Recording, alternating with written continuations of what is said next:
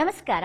ನಾನು Vaibhavi Gopshetty, Vardhan fertility laparoscopy women's care ಸೆಂಟರ್ನ CEO ಮತ್ತು ಕೌನ್ಸಿಲರ್. ಇವತ್ತಿನ ವಿಷಯ ಯಾವ ಇನ್ಫರ್ಟಿಲಿಟಿ ಹಾಸ್ಪಿಟಲ್ ಅನ್ನ ಚೂಸ್ ಮಾಡೋದು. ಎಲ್ರಿಗೂ ಒಂದು ಕನ್ಫ್ಯೂಷನ್, ಮಕ್ಕಳಿಲ್ಲ, 1 ವರ್ಷ ಆಯ್ತು, 2 ವರ್ಷ ಎಲ್ಲ ಆಯ್ತು ಅಂದಮೇಲೆ ಮಕ್ಕಳಿಲ್ಲಪ್ಪ, ಹೇಗೆ ಈ ಇನ್ಫರ್ಟಿಲಿಟಿ ಕ್ಲಿನಿಕ್ ಅಥವಾ ನಮ್ಮ ಡಾಕ್ಟರ್ನ ನಾವು ಚೂಸ್ ಮಾಡೋದು ಅಂತ. ಪ್ರತಿಯೊಬ್ಬರು ಏನ್ ಮಾಡ್ತಾರೆ ಅಂದ್ರೆ, ಸಮಯ ಇಲ್ಲ ಎಲ್ಲರೂ ಆಫೀಸ್ ವರ್ಕ್ ಆಗಿರಬಹುದು, ಅವ್ರ ಕೆರಿಯರ್ ಆಗಿರಬಹುದು, ಅಥವಾ ಇನ್ಯಾವುದೋ ಟೆನ್ಷನ್ಗಳಲ್ಲಿ ಹತ್ತಿರ ಇರುವಂತಹ ಕ್ಲಿನಿಕ್ ಆಗಿರಬಹುದು, ಹಾಸ್ಪಿಟಲ್ ಅನ್ನ ಹೋಗ್ಬಿಟ್ಟು ಭೇಟಿ ನೀಡ್ತಾರೆ.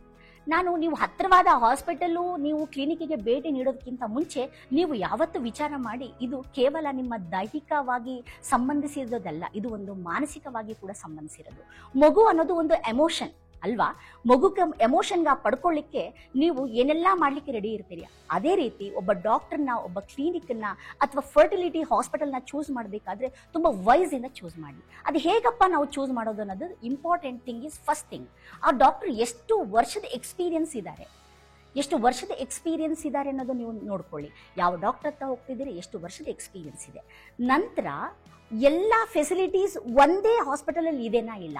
ಯಾಕೆಂದ್ರೆ ನೀವು ಒಂದು ಇನ್ಫರ್ಟಿಲಿಟಿ ಹಾಸ್ಪಿಟಲ್ಗೆ ಹೋಗ್ತಿದ್ದೀರಾ ಅಂತಂದ್ರೆ ನೀವು ಬ್ಲಡ್ ಟೆಸ್ಟ್ ಬೇಕು, ಸ್ಕ್ಯಾನಿಂಗ್ ಬೇಕು, ಸ್ಪರ್ಮ್ ಅನಲೈಸಿಸ್ ಬೇಕು, ಜೊತೆಗೆ ಸ್ಕ್ಯಾನಿಂಗ್ ನಲ್ಲಿ ನಿಮ್ಗೆ ಏನಾದ್ರೂ ಫೈಂಡಿಂಗ್ ಸಿಕ್ತು, ಹಿಸ್ಟೋಸ್ಕೋಪಿ ಬೇಕಾಗಿತ್ತು, ಲ್ಯಾಪ್ರೋಸ್ಕೋಪಿ ಬೇಕಾಗಿತ್ತು, ಅಥವಾ IUI ಬೇಕಾಗಿತ್ತು ಅಂದರೆ ಅದು ಎಲ್ಲಾನು ಒಂದೇ ಕಡೆ ಇದೆನಾ ಇಲ್ಲ.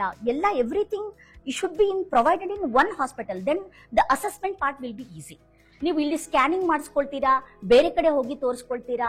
ಸೊ ಒಬ್ರು ಸ್ಕ್ಯಾನಿಂಗ್ ಮಾಡಿ ಇನ್ನೊಬ್ರು ರಿಪೋರ್ಟ್ ಮಾಡೋದಕ್ಕೆ ಆ ಕೋಆರ್ಡಿನೇಷನ್ ಇರೋದಿಲ್ಲ. ಯಾರು ಸ್ಕ್ಯಾನ್ ಮಾಡ್ತಾರೆ ಅವ್ರ assessment party will be easy. ನೀವು ಒಂದ್ಸಲ ಬ್ಲಡ್ ಟೆಸ್ಟ್ ಮಾಡಿಸ್ಕೊಂಡು, ಸ್ಕ್ಯಾನಿಂಗ್ ಮಾಡಿಸ್ಕೊಂಡು, ನಿಮಗೆ ಹಿಸ್ಟೋಸ್ಕೋಪಿ ಬೇಕಾ ಅಥವಾ ಲ್ಯಾಪ್ರೋಸ್ಕೋಪಿ ಬೇಕಾ, ಅಥವಾ ಏನು ಪ್ರಾಬ್ಲಮ್ ಇಲ್ಲ, ಟ್ಯೂಬ್ ಓಪನ್ ಇತ್ತು, ನಿಮಗೆ ನ್ಯಾಚುರಲ್ ಆಗಿ ನೀವು ಮುಂದೆ ಹೋಗ್ಬೇಕಾಗಿತ್ತ ಅನ್ನೋದು ಕೂಡ ಅಸೆಸ್ಮೆಂಟ್ ನಿಮ್ಗೆ ಈಸಿ ಆಗುತ್ತೆ. ಸೊ ಎಲ್ಲಾನು ಫೆಸಿಲಿಟಿ ಒಂದೇ ಕಡೆ ಇರಬೇಕು. ಯಾವ ಫೆಸಿಲಿಟಿ? ಲ್ಯಾಬ್ ಟೆಸ್ಟ್ ಆಗಿರ್ಬೋದು, ಸ್ಕ್ಯಾನಿಂಗ್ ಆಗಿರ್ಬೋದು, ಮೆಡಿಸಿನ್ ಆಗಿರ್ಬೋದು, ಹಿಸ್ಟೋಸ್ಕೋಪಿ, ಲ್ಯಾಪ್ರೋಸ್ಕೋಪಿ, IVF, ಈ ಎಲ್ಲಾನು ಒಂದೇ ಕಡೆ ಸಿಗ್ತಾ ಇದೆನಾ ಇಲ್ಲ ಅನ್ನೋದು ನೋಡ್ಕೋಬೇಕಾಗತ್ತೆ. ಮೂರನೇದಾಗಿ ಏನು ಅಂತಂದ್ರೆ, ನೀವು ಒಂದ್ಸಲ ಗೂಗಲ್ ರಿವ್ಯೂಸ್ ನೋಡಿ. ಗೂಗಲ್ ರಿವ್ಯೂಸ್ ನೋಡ್ಬೇಕಾದ್ರೆ ನಿಮ್ಗೆ ಫೇಕು ಇರುತ್ತೆ, ಮತ್ತೆ ನಿಮ್ಗೆ ಅದು ಟ್ರೂನು ಇರುತ್ತೆ. ಫೇಕು ಒಂದೇ ಟೈಪ್, ಥ್ಯಾಂಕ್ಸ್ ಟು ಹಾಸ್ಪಿಟಲ್ ಅಂತ ಹೇಳ್ತಾರೆ.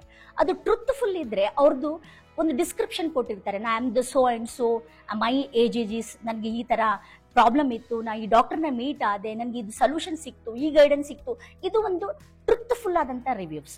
ಆ ಟ್ರೂತ್ಫುಲ್ ಆದಂತ ರಿವ್ಯೂಸ್ ನ ನೋಡ್ಕೊಳ್ಳಿ. ಸುಮ್ಮನೆ ಯಾರು ಅಷ್ಟು ದೊಡ್ಡದಾಗಿ ರಿವ್ಯೂಸ್ ನ ಕೊಡ್ಲಿಕ್ಕೆ ಸಾಧ್ಯ ಇಲ್ಲ. ಆ ರಿವ್ಯೂಸ್ ಎಷ್ಟು ಮಟ್ಟಿಗೆ ಟ್ರೂತ್ಫುಲ್ ಇದೆ ಅನ್ನೋದು ನೀವು ನೋಡ್ಕೊಳ್ಬೇಕಾಗತ್ತೆ. ನೀವು ಯಾವಾಗೇ ಆಗ್ಲಿ ಕಾಲ್ ಮಾಡಿದಾಗ ಹಾಸ್ಪಿಟಲ್ಗೆ, ನಿಮ್ಮ ಬಗ್ಗೆ ಕನ್ಸರ್ನ್ ಇದೆನಾ ಇಲ್ಲ, ನಿಮ್ಮ ಬಗ್ಗೆ ಅಪ್ರೋಚ್ ಮಾಡಬೇಕಾದ್ರೆ ತುಂಬಾ ಗಂಭೀರವಾಗಿ ನಿಮ್ಮನ್ನ ತಗೊಂಡಿದ್ದಾರಾ ಇಲ್ಲ, ನಿಮ್ಮ ಕಷ್ಟಗಳನ್ನ ಕೇಳ್ತಾ ಇದ್ದಾರಾ ಇಲ್ಲ ಅನ್ನೋದು ಕೂಡ ಬಹಳ ಇಂಪಾರ್ಟೆಂಟ್.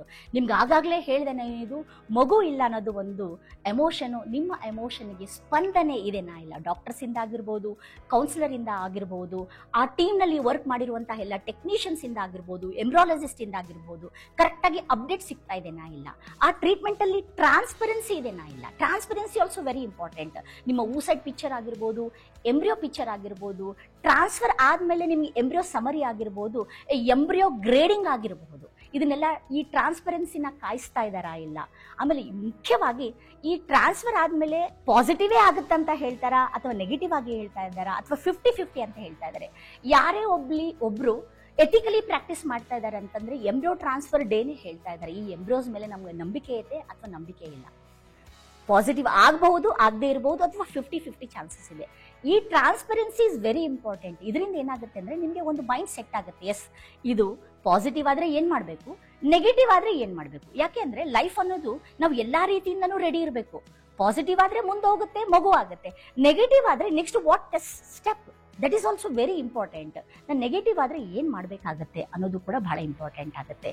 ಈ ಎಕ್ಸ್ಪ್ಲನೇಷನ್ ಅಲ್ಲಿ ಕ್ಲಾರಿಟಿ ಇದೆನಾ ಇಲ್ಲ. ಆಮೇಲೆ ಎಲ್ಲ ಕನ್ಸೆಂಟ್ ಎಲ್ಲ ಇರುತ್ತೆ.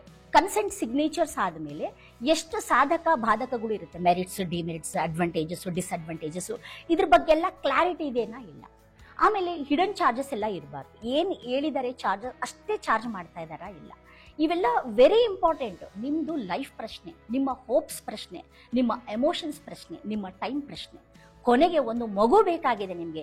ಇವೆಲ್ಲ ಅಂಶಗಳನ್ನ ನೀವು ತಗೊಂಡು ನೀವು ಒಂದು ಹಾಸ್ಪಿಟಲ್ಗೆ ವಿಸಿಟ್ ಆದಲ್ಲಿ ನೀವು ತೃಪ್ತಿದಾಯಕವಾದಂತಹ ನೀವು ಏನು ಮಾಡಬಹುದು, ಟ್ರೀಟ್ಮೆಂಟ್ನ ತಗೊಳ್ಬಹುದು.